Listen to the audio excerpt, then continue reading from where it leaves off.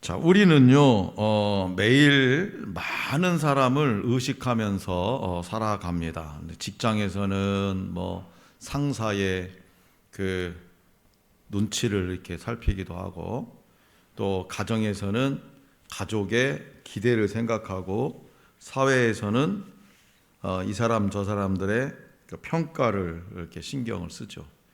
그래서 우리의 하루는요, 어쩌면 사람을 기쁘시게 하기 위한 그런 삶으로 가득 차 있을지도 모릅니다. 그런데 오늘 이 시간 우리에게 한 가지 질문을 던져보고 싶습니다. 나는 지금 누구를 기쁘게 하며 살고 있는가? 나는 지금 누구를 기쁘게 하며 살고 있는가? 나는 오늘 누구를 기쁘게 하며 살아왔는가?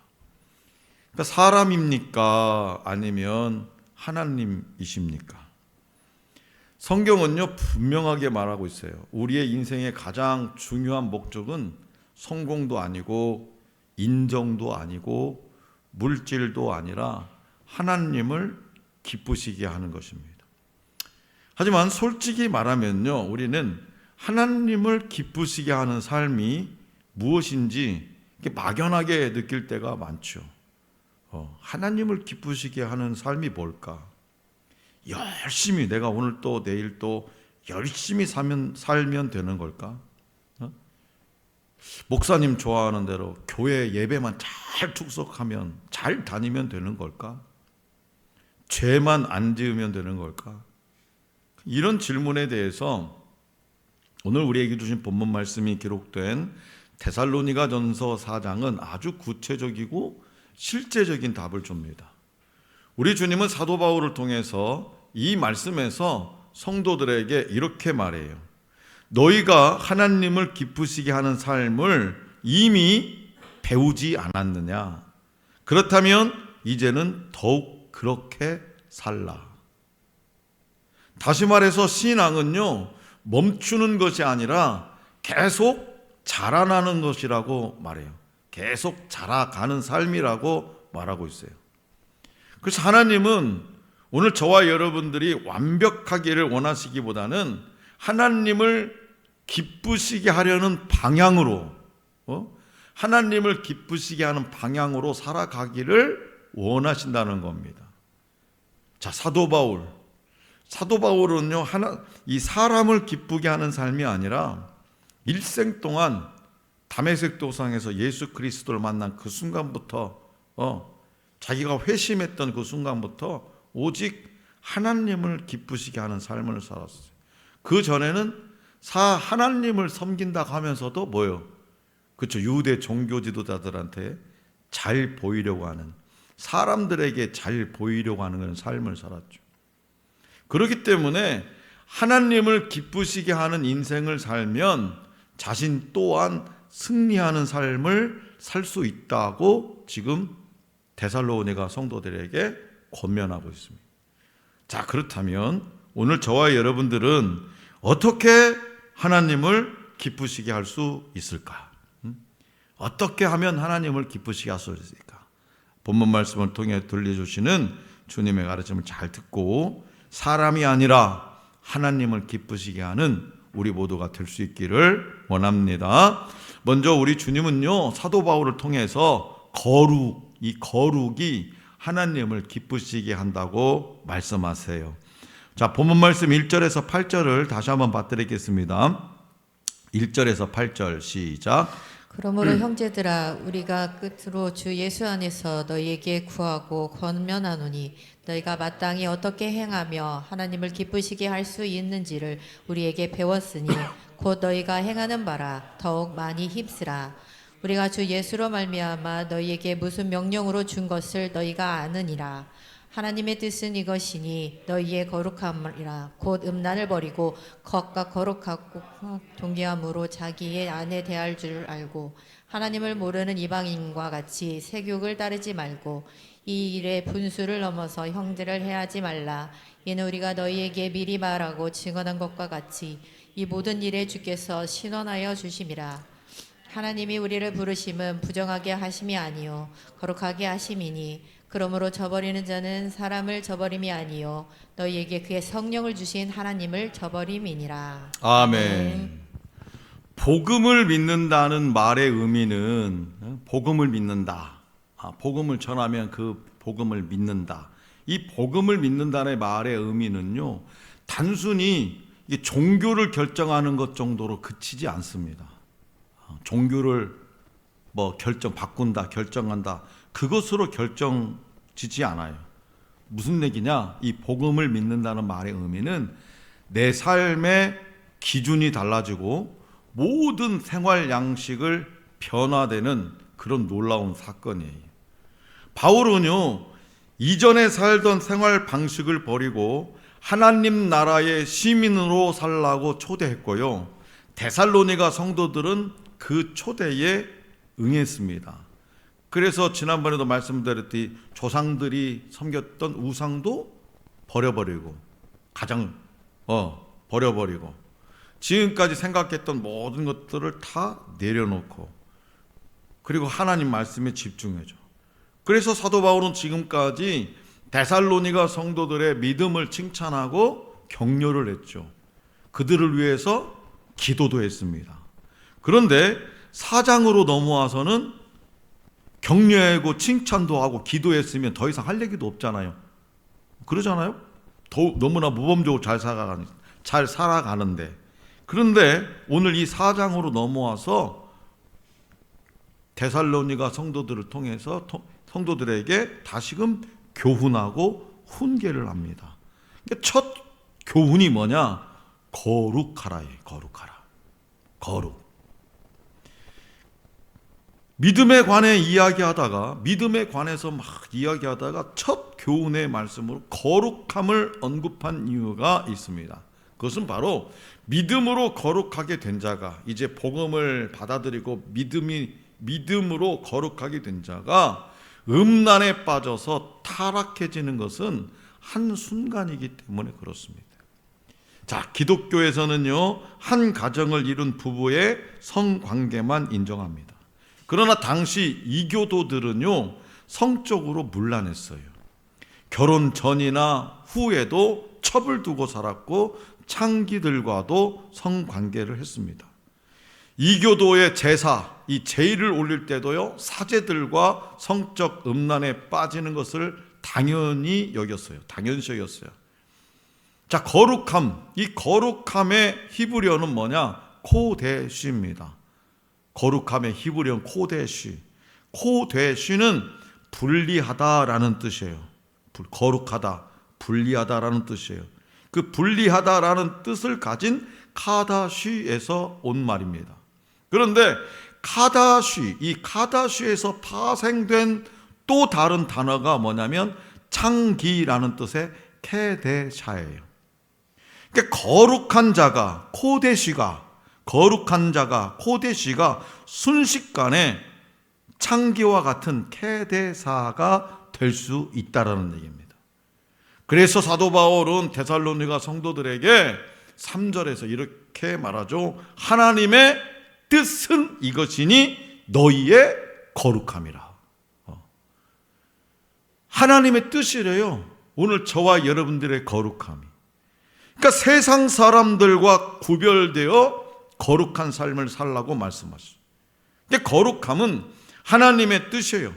거룩한 사람이 되었다고 해서 한순간도 방심하면 안 됩니다. 언제 넘어져서 창기, 케데사가 될지 모른다는 거죠. 그래서 3절의 거룩함은 원어상 거룩하게 되어가는 중을 뜻해요. 거룩하게 되어가는 중. 근데 우리의 거룩함은 완성되지 않아요. 왜? 우리는 연약한 존재니까. 인간의 한계가 있어요. 그래서 우리는 매일매일 거룩하게 되어가는 중이에요. 4절에서 아내로 번역된 단어의 본래 뜻은 그릇입니다. 그릇. 의역하면 뭐냐? 남자든 여자든 하나님이 만드신 형상, 즉 자기 몸을 거룩히 여기고 존중해야 한다라는 의미예요. 그렇기 때문에 세상이 악하다고 해서 적당히 섞여 살거나 어쩔 수 없다고 포기하지 마시기 바랍니다. 말씀 안에서 스스로를 다스리고 돌보시기를 바랍니다. 우리 하늘소망교회가 거룩함의 본을 보이는 교회가 되어서 하나님을 기쁘시게 하고 음란과 죄로 어두워진 세상에 빛과 소금의 역할을 감당할 수 있기를 원합니다. 둘째로 우리 주님은 사도 바울을 통해서 이 사랑이 하나님을 기쁘시게 한다고 말씀하세요. 자, 본문 말씀 9절 10절입니다. 9절 10절 시작. 형제 사랑에 관하여는 너에게 쓸 것이 없음은 너희들 자신이 하나님의 가르치심을 받아 서로 사랑함이라. 너희가 온 마게도냐 모든 형제에 대하여 과연 이것을 행하도다. 형제들아 권하노니 더욱 그렇게 행하고. 아멘. 자, 데살로니가 교인들은 이미 그들이 행한 사랑의 수고에 대해서 칭찬을 받았습니다. 1장 3절을 보면 또 사랑의 기쁜 소식을 전해줄 정도였어요. 3장 6절에 보면. 그런데 바울은 다시 한번 사랑을 강조해요. 다시 한번. 그러니까 하나님 아버지 안에서 한 형제 자매로 서로 사랑하라 말합니다. 더욱 그렇게 행하라고 권면합니다. 10절에 보면 더욱 그렇게 행하라. 이게 신앙의 특징, 이 신앙의 특징은 잘하고 있다에서 멈추지 않고 더 한 걸음 한 걸음 더 나아가는 것이에요. 잘하고 있다가 아니라 더 나아가는 거예요. 더 나아가는 것. 일주일에 새벽기도 한 번 나왔으면 두 번, 두 번 나왔으면 세 번, 수요기도에 안 드렸으면 수요기도 나오고 더 나아가는 거예요. 이웃을 돌보지 못하는 구제도 하고 하나님 사랑, 이웃 사랑이 계속 한 걸음 한 걸음 더 나도. 오늘은 이만큼 했으면 내일은 이만큼 계속. 그런데 우리는 종종 이렇게 생각을 하죠. 이 정도면 됐지. 내가 예전에는 교회도 안 다녔는데 이제 하나님 믿고 내가 그래도 주일 성수는 내가 하는데 이 정도면 됐지 뭐. 아이고 나는 뭐 남들보다 괜찮잖아 이 정도면.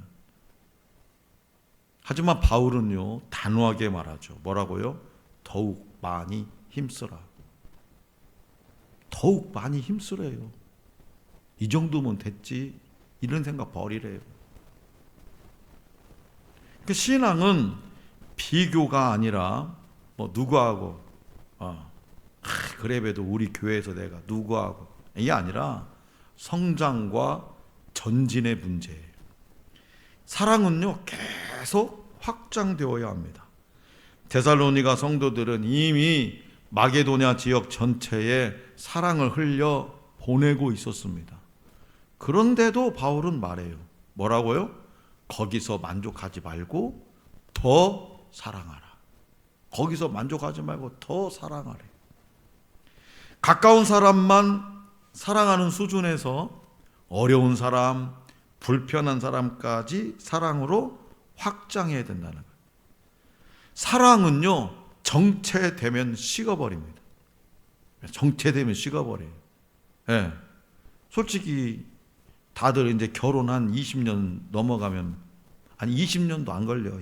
한 10년 정도 되면요 사랑으로 살아요. 뭘로 살아요? 의리로 살아요. 의리로. 다 그렇게 얘기해요. 왜 그래요? 그 사랑이 한 사람 앞에 딱 정체되어 있으니까 그래요. 정체되어 있으니까. 의리로 산다고 말해요. 의리나 있으면 다행이게. 그래서 사랑은 계속 흘려보내야 돼요. 많은 사람들이 신앙을 지금 상태를 유지하는 것이라고 생각합니다. 목회적 관점에서 볼 때, 목회적 관점으로 바라볼 때도 성도들이 그냥 평정심만 유지해도 감사하다. 솔직히 그렇게 봐요. 평정심만 봐도 40일 말씀 양육 딱 받았으니까 그때 그 마음만 가졌으면 좋겠다. 더 욕심부리 더도 말고 덜도 말고. 근데 그게 안 되더라.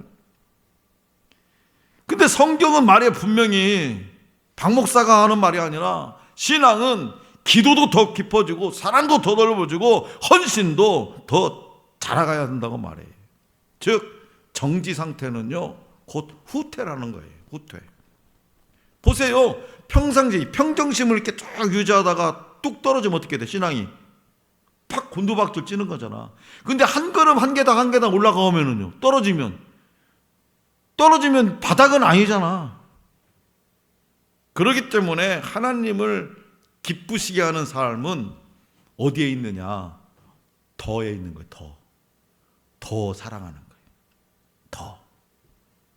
더 확장시켜 나가는 거예요.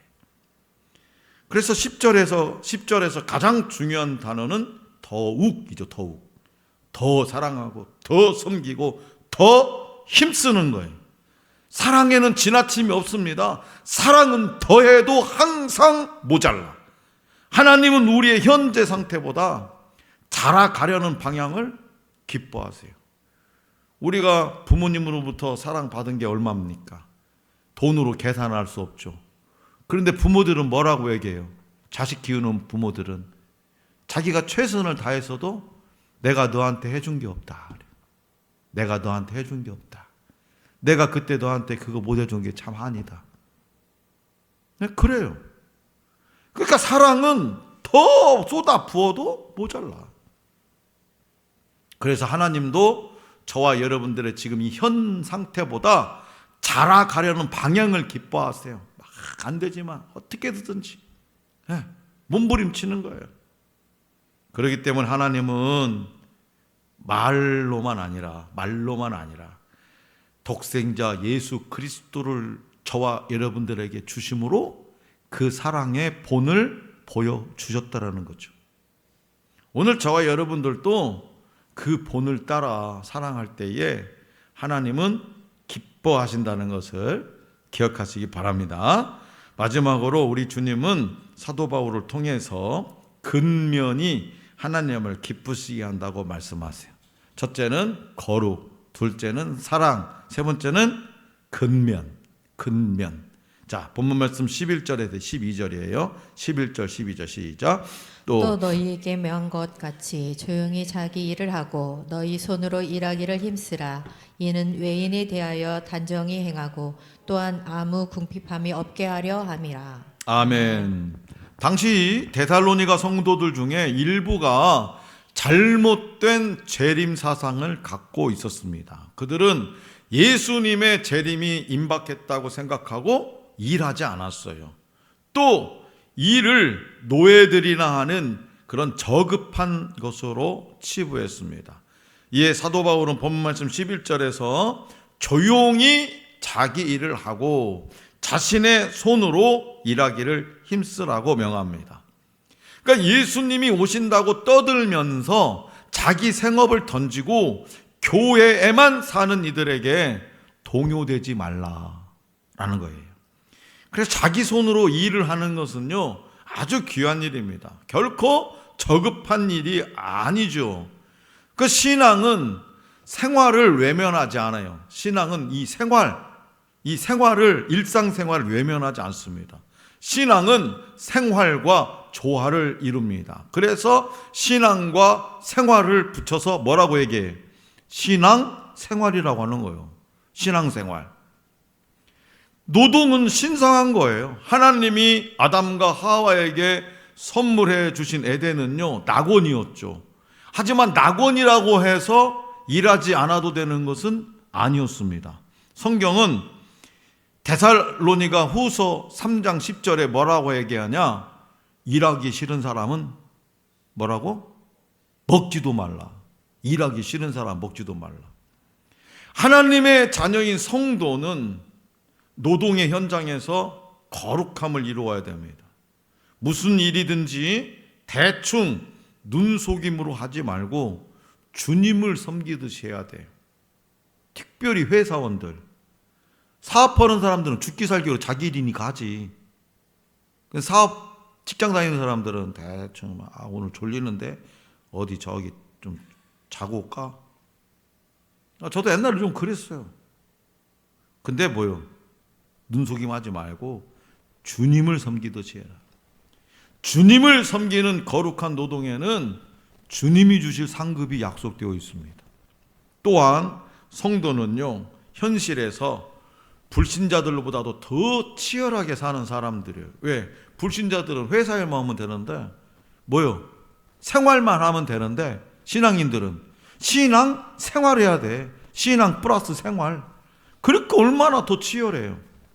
그러니까 우리가 살아가는 노동의 현장은 하나님이 우리를 보내신 거룩한 사명의 장소요, 곧 사역지입니다.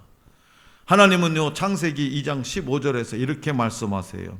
여호와 하나님이 그 사람을 이끌어 에덴 동산에 두어 그것을 경작하며 지키게 하시고, 에덴 동산에 두어서 그것을 경작하며 지키게 하시고, 그러니까 하나님은 에덴 동산을 아담과 하와에게 경작하고 지키는 임무를 주셨다라는 거예요.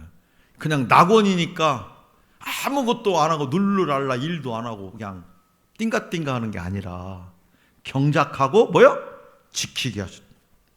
그래서 여기서 이끌어 두어라는 말은 하나님께서 아담을 의도적으로 딱 흔히 배치시켜 어디다가 에덴 동산에다 딱 심어놓은 거예요. 배치시킨 거예요.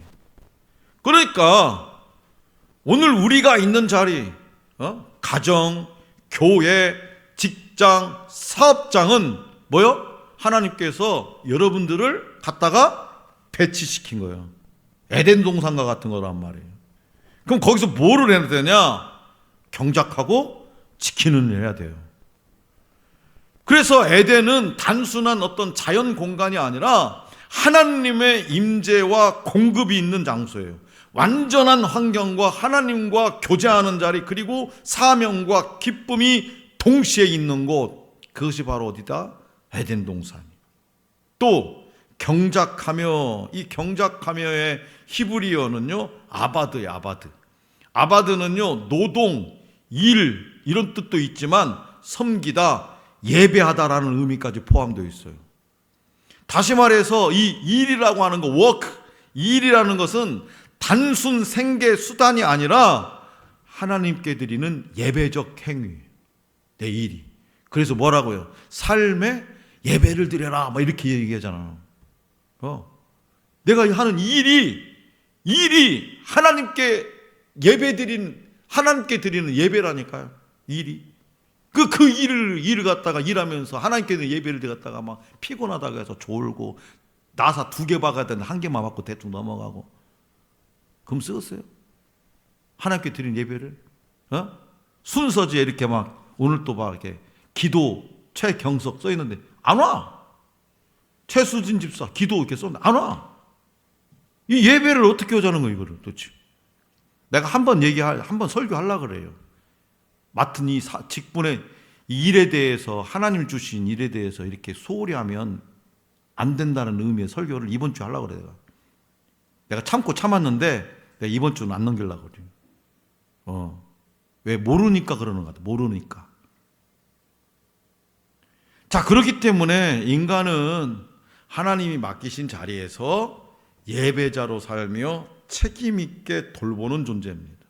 지금 내가 있는 곳을 어떤 단순한 현실이 아니라 그냥 먹고 살기 위해서 있는 그런 현실이 아니라 사명의 자리로 봐야 돼. 사명의 자리. 그래서 우리의 가정은 사랑을 심는 동산으로, 우리의 교회를 섬김의 동산으로, 우리의 직장과 사업장을 하나님의 영광을 드러내는 동산으로 바라보아야 합니다. 불평의 자리가 아니라 사명의 자리인 거예요. 불평의 자리. 월급만 올라오고 다른 건 월급만 빼고 다 올라가지고 먹고 살기 힘들어 죽겠다 이거 도대체 월급 언제 올라주냐? 그렇게 불평의 자리가 아니라 사명의 자리예요. 그래서 하나님은 아담에게 예배만 시키지 않으셨다. 일을 맡기셨다. 따라서 우리의 일은 설교만 예배가 아니라 청소도, 양육도, 직장 업무도 모두 예배입니다. 다시 말해서 신앙도, 생활도, 일도 잘 해야 된다고, 신앙 생활을 잘 해야 된다고 주님은 말씀하세요. 자, 어느 시골 마을에 아주 성실한 청년이 있었어요. 이 청년은 특별히 뭐 눈에 띄는 사람은 아니었어요. 말도 많지 않고 큰 일을 하는 사람도 아니. 그저 매일 아침 일찍 일어나가지고 자기 밭을 가꾸고 이웃을 도와주고 맡겨진 일을 묵묵히 해내는 사람이었어요. 그런데 어느 날 마을에 소문이 하나 돌기 시작했는데, 어떤 소문이냐? 우리 마을에 임금님이 방문한대. 그래서 사람들이 막 술렁이기 시작했어요. 어떤 사람은 막 자기 집을 화려하게 꾸미기 시작했고요. 어떤 사람은 왕 앞에서, 임금 앞에서 자신을 어떻게 하면 드러낼까 그 기회를 준비했고요. 그래서 막 내가 이번에 기회를 인정받아야지. 이번 기회에 내가 임금님께 잘 보여야지. 그런데 그 청년은 달랐어요. 그는 여전히 평소처럼 자기 일을 묵묵히 했습니다. 밭을 갈고 짐을 나르고 이웃을 도왔어요.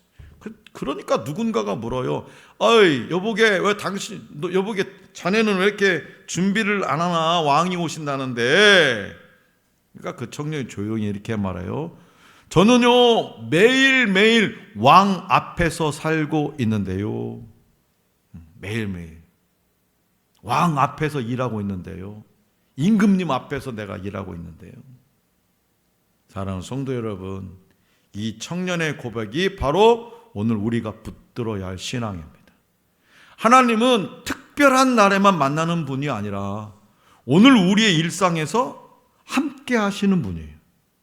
하나님을 기쁘시게 하는 삶은 어떤 대단한 무대 위에서 드러나는 것이 아니라 아무도 보지 않는 자리에서 매일 반복되는 삶 속에서 묵묵히 하나님 앞에서 사는 것. 그 자리에서 하나님을 기쁘시게 하면 사람도 기쁩니다. 사장님도 좋아해요. 직장의 상사도 좋아하고. 하나님의 뜻대로 거룩하게 살면 하나님은 사람의 원통함을 풀어주셔요. 서로 사랑하면 나도 상대에게 사랑을 받습니다. 일을 열심히 하면 궁핍함이 사라져요. 다시 말해서 하나님을 기쁘시게 하는 삶은 곧 나의 기쁨으로 돌아온다는 거예요. 이 데살로니가는 이 말씀의 요지는 하나님을 기쁘시게 하면 나의 기쁨으로 돌아온다. 그래서 하나님은 거창한 것을 먼저 요구하시는 분이 아니라 오늘 우리의 삶 속에서 드러나는 순종을 기뻐하신다. 그러므로 거룩함을 지키는 삶으로, 또 형제를 사랑하는 삶으로 조용히 자기 일을 하며 성실하게 사는 근면한 삶으로 하나님을 기쁘시게 하는 저와 여러분들이 될 수 있기를 간절히 기원합니다.